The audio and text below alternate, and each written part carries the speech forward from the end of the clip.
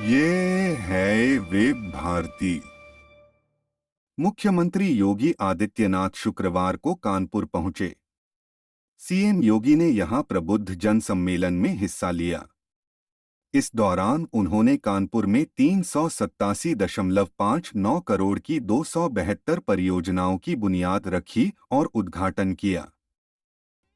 अपने धार्मिक, आध्यात्मिक, सांस्कृतिक और ऐतिहासिक पृष्ठभूमि के लिए विख्यात कानपुर की इस धरा को नमन करते हुए आज यहां पर लगभग 400 करोड़ रुपए की परियोजनाओं का लोकार्पण और शिलान्यास का कार्यक्रम संपन्न हो रहा है।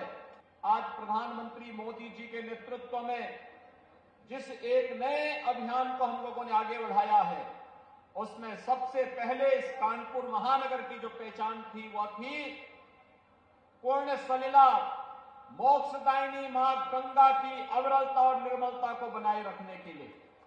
याद करिए, आज से लगभग 3 वर्ष पहले आदरणीय प्रधानमंत्री मोदी जी स्वयं कानपुर आए थे और कानपुर में आकर के सीसा मऊ नाला, जिसमें 14 करोड़ लीटर सीवर गंगा में उड़ेला जाता था, उसे पूर्ण तरह बंद करके सीवर पॉइंट को सेल्फी पॉइंट में बदल करके हम लोगों ने अपने नैतिक दायित्व का परिचय देकर के फिर से मां गंगा के अविरलता और निर्मलता को आगे बढ़ाने का कार्य किया था।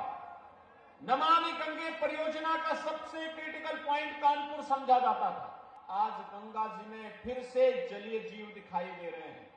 शहरी क्षेत्रों में गरीबों को भी प्रधानमंत्री आवास योजना का लाभ मिले, आज उसकी सुविधा दी जा रही है। अकेले कानपुर में अब तक 25,000 से अधिक गरीबों को आवास मिले हैं, जिनमें 11,000 से अधिक 14,000 से अधिक आवास कानपुर नगर में मिले हैं। और ग्रामीण क्षेत्र को अगर हम देखेंगे तो 11,000 से अधिक गरीबों को ग्रामीण क्षेत्र में भी प्रधानमंत्री आवास योजना का लाभ मिला है। स्ट्रीट वेंडर, कोई सोचता था ठेला खोमचा रेड़ी लगाने वाले, मुझे बहुत पहले 2012 में और उससे पहले भी कानपुर में गोविंद नगर में कई जगहों पर सभाओं के लिए आना पड़ता था। मैं देखता था बड़े पैमाने पे पटरी व्यवसायी अपना व्यवसाय करते थे, पटरियों पे सोते थे, कोई पुरसा हाल नहीं था। आज भाइयों बहनों पहली बार हुआ है प्रधानमंत्री मोदी जी के विजन और उनके मार्गदर्शन में। और भाइयों बहनों, एक और अविरल और निर्मल गंगा की परिकल्पना को साकार करता हुआ कानपुर है, वहीं कानपुर आज अत्याधुनिक सुविधाओं को लेकर के आगे बढ़ रहा है।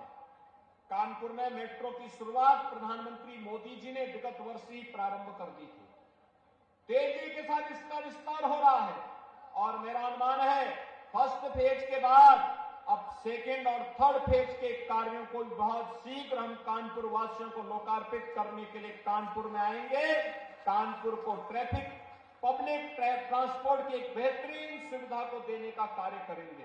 हमारे शहर सुरक्षित हो, इसके लिए सेफ सिटी की योजना को इसी के साथ इंटीग्रेट कर देना, यह प्रदेश के अंदर, देश के अंदर एक नए मॉडल के रूप में 18 ऐसी सिटी एक साथ ICCC के साथ इंटीग्रेट करते हुए सेफ सिटी के रूप में बन रहे हैं।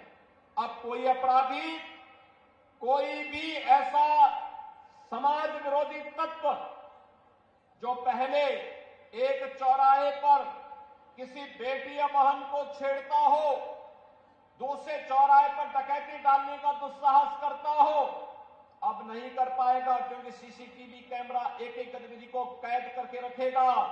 अगर किसी ने एक चौराहे पर कोई शरारत की या कोई डकैती डाली तो अगले चौराहे पर भागते से पहले ही वह सारी तस्वीरें कैद हो जाएंगी और अगले चौराहे तक पहुंचते पहुंचते पुलिस उसको ढेर कर चुकी होगी। ब्याज फ्री लोन उन्हें उपलब्ध कराया जा रहा है और अकेले कानपुर के अंदर 78,000 से अधिक ऐसे लोगों को इस सुविधा का लाभ प्राप्त हुआ है, जिन्हें ब्याज फ्री लोन के साथ जोड़ करके जिनके जीवन को हम परिवर्तन के माध्यम से आगे बढ़ा सकते हैं, उन्हें स्वावलंबन की ओर अग्रसर कर सकते हैं। आज स्मार्ट रोड का निर्माण से लेकर के एक्सप्रेस हाईवे के लिए उत्तर प्रदेश जाना जा रहा है।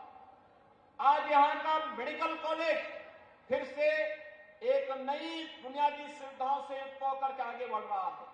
आपने देखा होगा यहाँ पर गणेश शंकर विद्यार्थी मेडिकल कॉलेज में सुपर स्पेशलिटी ब्लॉक के निर्माण की कार्रवाई जिस मजबूती के साथ आगे बढ़ा वो आप सबके सामने है। कानपुर एयर कनेक्टिविटी से फिर से जुड़ सके, सेवा तो शुरू की गई, लेकिन कानपुर में जितना लोगों की भीड़ है उसके हिसाब से यहां पर सिविल टर्मिनल का निर्माण होना चाहिए। उस कार्य को युद्ध स्तर पर आगे बढ़ाया गया। अब ये न केवल मेट्रो सिटी बल्कि बहुत शीघ्र कानपुर का अपना एयरपोर्ट भी होगा और यह एक बड़ा कार्य आज आपको हम उपलब्ध कराने जा रहे हैं। ऐसी खबरों के लिए सब्सक्राइब करें वेब भारती न्यूज।